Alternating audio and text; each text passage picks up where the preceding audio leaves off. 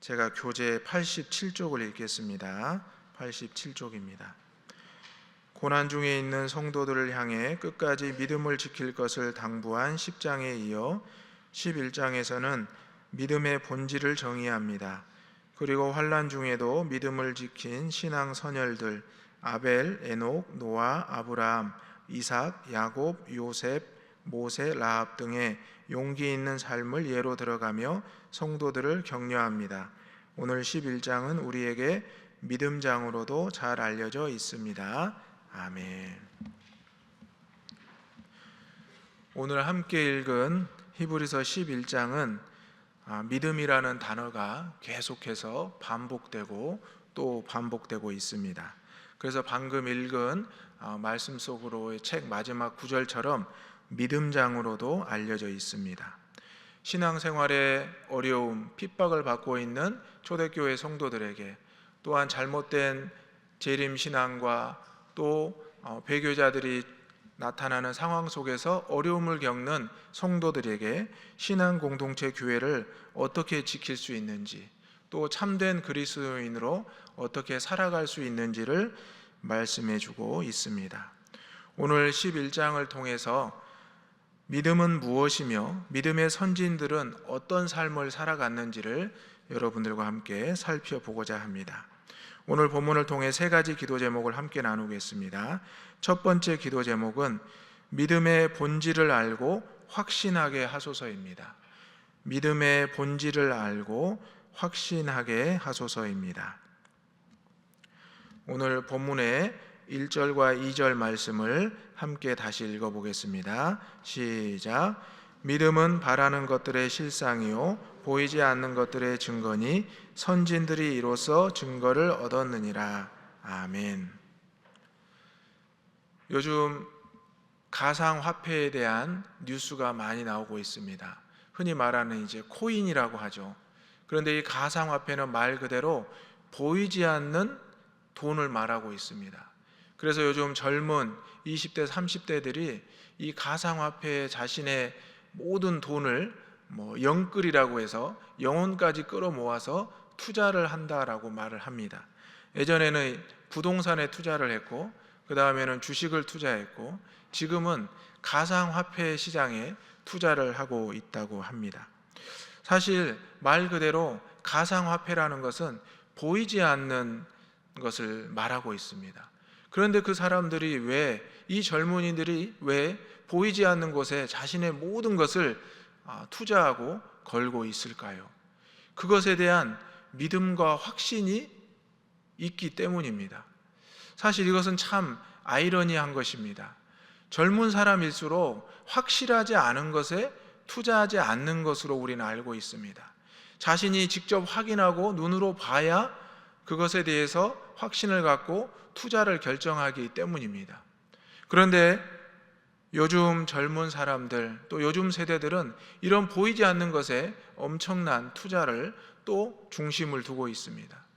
그런데 반면에 우리가 교회 안에서 지금 젊은이들이 많이 빠져나가고 있는데, 또 코로나로 인해서 과연 이 코로나가 종식되면 젊은 사람들이 과연 이 재단에 다시 얼마나 찾아올까 걱정하고 있는데, 그들에게 복음을 전하고 또 말씀을 이야기하면 보이지 않는 하나님에 대한 확신이 없다는 것을 또 알게 됩니다.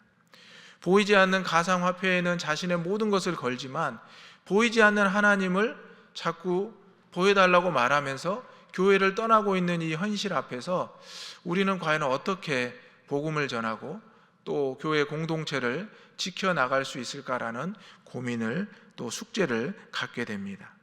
하지만 오늘 히브리서 말씀을 통해서 사도 바울은 하나님의 말씀을 분명히 말하고 있습니다.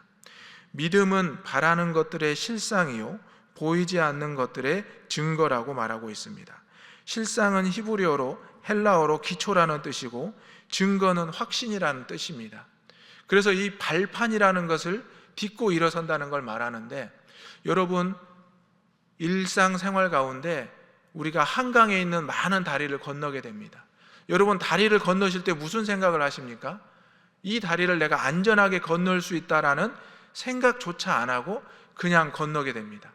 왜냐하면 그 기초가 안전하고 이 발판이 확실하기 때문입니다. 하나님께서 보이지 않지만 하나님의 말씀, 성경의 66권을 통해서 우리에게 끊임없이 하나님의 존재를 말씀하시고 하나님의 능력을 보여주고 계시기 때문입니다. 어제 말씀에서 다니엘이 자신에게 환난이 찾아왔을 때 하나님의 계심을 믿었기 때문에 그가 오히려 제안을 할 수 있었고, 또 그 가운데 하나님 앞에서 결단할 수 있었고 행동할 수 있었을 것입니다. 이 자리에 앉아있는 저와 여러분도 마찬가지입니다. 우리가 보이지 않는 하나님을 믿는다는 것은 우리의 삶을 통해 증거될 수 있어야 됩니다. 저 역시도 모태신앙으로 자랐고 부모님을 통해서 하나님의 말씀을 들었습니다. 또 저의 자녀들도 저의 말씀과 또 교회의 신앙생활을 통해서 보이지 않는 하나님을 믿고 있습니다. 우스갯소리를 하자면 저희 첫째는 아주 어렸을 때 저희 어머니를 뵀습니다. 저희 둘째는 할머니가 태어나기 전에 할머니가 돌아가신 후에 바로 태어났습니다. 그래서 할머니를 본 적이 없습니다. 그런데 할머니의 존재를 알고 있습니다. 왜냐하면 아빠와 엄마의 이야기를 통해서, 또 사진을 통해서, 이야기를 통해서 알고 있습니다. 사랑하는 성도 여러분, 믿음이라는 것은 우리의 바라는 것들의 실상이며 보지 못하는 것들의 증거와 확신이라고 사도 바울은 말하고 있습니다. 초대교회 성도들이 하나님을 보지 못했고, 또한 개중에는 하나님을 보지 못해서 배교하고 또 핍박에 굴복하는 이들이 많아지는 상황 속에서 복음의 확실함을 증거할 필요가 있었다는 사실입니다. 사도 바울 역시도 하나님을 직접 보지 못했고 예수님을 직접 보지 못한 사람일 뿐이었습니다. 오히려 제자들은 예수님과 동행하며 예수님의 부활을, 십자가 사건을 목격했던 사람이었습니다. 그런데 오늘날 이 성경이, 사도 바울이 기록된 성경이 더 많다는 것을 여러분 아십니까? 바로 하나님께서는 보지 못하는 것들을 보게 하는 영적인 눈을 사도 바울에게, 저와 여러분에게 주셨다는 사실입니다. 이 말씀을 믿으시기를 바랍니다. 우리에게 있어서 이 믿음은 오늘을 살아갈 수 있는 힘과 능력을 주신다는 것입니다. 다니엘과 세 친구들이 뜨거운 불에서도, 사자의 굴 속에서도 살아날 수 있었던 것은 하나님의 존재를 믿었기 때문에 가능했다는 사실입니다. 우리가 하나님을 믿지 않는다면 우리가 무엇을 할 수 있겠습니까? 무슨 힘과 능력이 있어서 하나님을 증거할 수 있겠습니까? 철로 역정의 저자인 존 번연 목사님은 믿음은 인간이 할 수 있는 최고의 순종 행위라고 말씀했다고 합니다. 믿음은 인간이 할 수 있는 최고의 순종 행위이다. 하나님 앞에, 여러분, 어버이 주일을 보내면서 우리 부모님이 가장 원하는 게 뭡니까? 자녀들에게 당신을 아버지라고, 당신을 어머니라고 불러주는 것 그 자체만으로 고마워하고 행복해 하십니다. 자식이 많은 돈을 주어서, 또 많은 어떠한 음식을 주어서 기쁜 것이 아니라 내 자녀가 하나님 잘 믿고 예수님 잘 믿고 나를 부모로 생각하고 찾아오고 전화해 주는 것을 가장 큰 기쁨으로 알고 계십니다. 사랑하는 성도 여러분, 오늘 육적인 우리 부모님에게 믿음으로 나아가듯이 영적인 우리의 하나님에게 나아갈 수 있는 저와 여러분이 되시기를 간절히 소망합니다. 3절의 말씀에 믿음으로 모든 세계가 하나님의 말씀으로 지어진 줄을 우리가 안다고 했습니다. 창세기 1장 1절에 태초에 하나님께서 말씀으로 천지를 창조했다고 기록되어 있습니다. 우리가 이 천지가 하나님의 말씀으로 기록된 것을 믿고 알고 있다는 사실입니다. 이런 믿음의 본질을 기억하고 증거를 붙잡고 확신으로 살아갈 수 있는 저와 여러분이 되시기를 간절히 소망합니다. 아멘. 두 번째 기도 제목은 믿음의 선조들을 기억하고 본받게 하소서입니다. 믿음의 선조들을 기억하고 본받게 하소서입니다. 본문의 4절 말씀을 다 같이 읽어보겠습니다. 시작. 믿음으로 아벨은 가인보다 더 나은 제사를 하나님께 드림으로 의로운 자라 하시는 증거를 얻었으니 하나님이 그 예물에 대하여 증언하심이라. 그가 죽었으나 그 믿음으로써 지금도 말하느니라. 아멘. 6절도 한번 읽어보겠습니다. 믿음이 없이는 하나님을 기쁘시게 하지 못하나니 하나님께 나아가는 자는 반드시 그가 계신 것과 또한 그가 자기를 찾는 자들에게 상 주시는 이심을 믿어야 할지니라. 아멘. 아멘. 사도 바울은 초대교회 성도들에게 믿음의 본질에 대해서 확신하라고 말하면서 구체적인 구약의 인물들을 이야기합니다. 우리도 어떤 본질적인 것에 대해서 이야기하면 믿음이 안 가다가 구체적인 예를 통해서 말을 하면 그렇구나, 맞다라는 생각을 하게 됩니다. 그래서 목사님들의 설교 중에도 예화가 나오는 것이 바로 말씀을 쉽게 이해하기 위해서 그 예화를 사용하는 것입니다. 오늘 본문에도 사도 바울은 구약의 인물들을 예화로 들었는데요, 첫 번째 방금 읽은 아벨이라는 사람입니다. 아담의 자녀로 이 땅에 와서 이제 그 형 가인과 함께 하나님의 뜻에 순종하여 제사, 예물을 드렸지만 그 가인의 제사는 받지 않으셨고 아벨의 제사는 받으셨습니다. 바로 그 제사에 마음이 있었고 순종함이 있었기 때문이라고 성경은 말하고 있습니다. 예녹 역시 읽어보시면 믿음으로 죽음을 보지 않고 하나님과 의로운 동행을 했다라고 기록되어 있습니다. 노아 역시 믿음으로 보지 아니한 일에 관해 하나님의 말씀을 따라 방주를 지었고 순종했고 구원의 자녀가 되었습니다. 아브라함 역시, 사라 역시 하나님의 약속의 말씀을 듣고 믿어서 100세에 이삭을 얻게 되었고 약속의 땅으로 나아갈 수 있었습니다. 바로 성경의 예화들의 그 삶을 이야기해 주면서 믿음으로 기쁘시게 하는 자들만이 순종하는 것이야말로 하나님께 나아갈 수 있는 길이다라고 사도 바울은 말하고 있습니다. 사랑하는 성도 여러분, 우리는 믿음의 선조들을 이미 알고 있습니다. 여러분, 이 가운데 우리의 모델이 있어야 됩니다. 우리 얼굴들이 다르고 삶의 환경이 다르듯이 우리 믿음의 모델들도 다 다를 수 있습니다. 나의 모델은 아브라함입니다. 나의 모델은 노아입니다. 나의 모델은 요셉입니다. 나의 모델은 다니엘입니다. 이렇게 말할 수 있는 것입니다. 그렇다면 우리가 그 모델을 기억하고 정했다면 그대로 본받을 수 있어야 될 것입니다. 우리가 하겠습니다라고 말만 할 것이 아니라 행함이 있는 믿음이 있어야 된다는 사실입니다. 오늘 하나님께서는 사도 바울을 통하여 초대교회 성도들에게 너희에게 믿음이 있어야 한다. 이 믿음은 믿음의 선조들의 모습을 통해서 너희들이 구할 수 있고 찾을 수 있고 나아갈 수 있다라고 말하고 있습니다. 오늘 우리는 하나님을 향한 믿음과 확신이 있다면 우리에게 여러 가지 상황 가운데 놓여 있을지라도 우리는 한 걸음 한 걸음 순종하며 나아갈 수 있을 것입니다. 믿음은 하나님 앞에 가장 큰 우리의 신앙의 고백이 될 수 있습니다.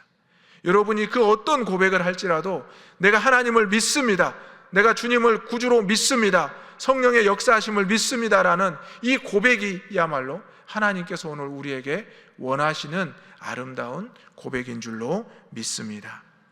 세 번째 기도 제목은 믿음의 역사를 통해 은혜를 체험하게 하소서입니다. 믿음의 역사를 통해 은혜를 체험하게 하소서입니다. 본문의 24절과 26절 말씀을 다 같이 읽겠습니다. 본문의 24절과 26절 말씀입니다. 시작.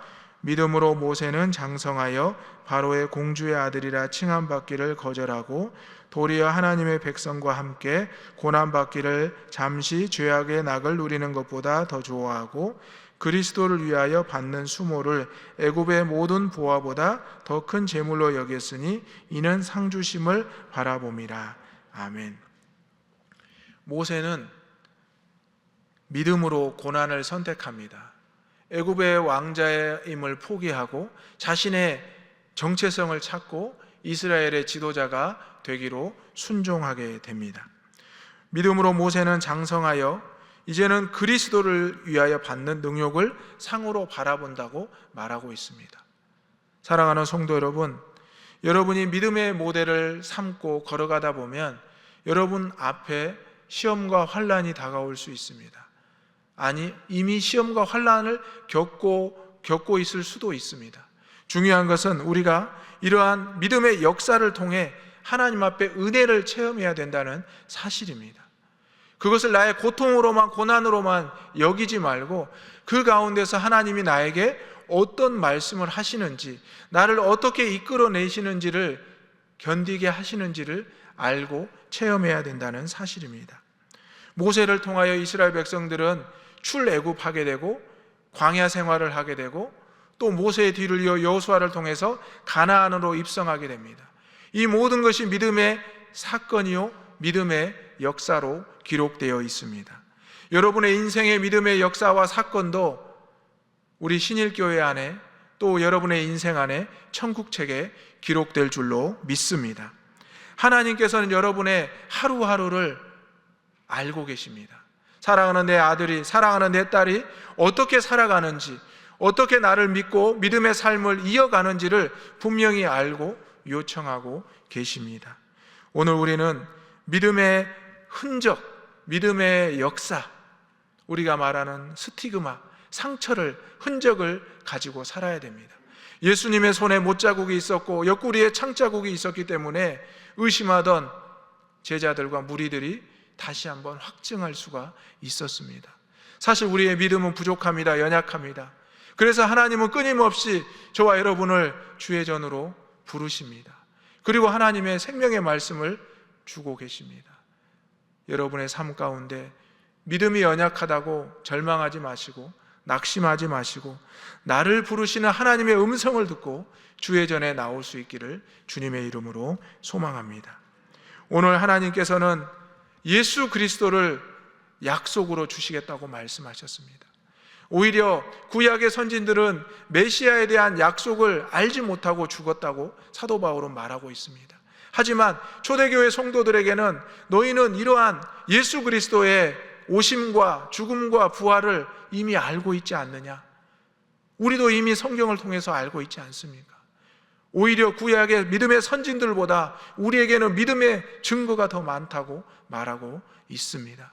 사랑하는 성도 여러분, 우리가 코로나 시기를 살아가면서 여러 가지로 믿음이 흔들리고 또 우리의 삶이 어려움에 처해 있을 때 오히려 하나님의 말씀을 깊이 묵상하시면서 믿음의 눈을 뜨시기 바랍니다. 믿음의 선조들이 나에게 어떻게 삶을 미리 보여주고 있는지를 찾고 구하고 그 삶대로 그들이 어떻게 말과 행동했는지를 그대로 흉내내 보시고 그대로 따라가 보시기를 간절히 소망합니다. 그렇게 할 때 하나님께서 여러분을 안전하게 이 광야의 삶에서 천국으로 성령과 함께 동행하게 하실 줄로 믿습니다. 아멘. 오늘 주신 말씀을 생각하면서 함께 기도하겠습니다. 세 가지 기도의 제목을 나누겠습니다. 첫 번째, 믿음의 본질을 알고 확신하게 하소서. 두 번째, 믿음의 선조들을 기억하고 본받게 하소서. 세 번째, 믿음의 역사를 통해 은혜를 체험하게 하소서. 다 같이 기도하겠습니다. 주여 믿습니다. 주여 믿습니다. 주여 믿습니다.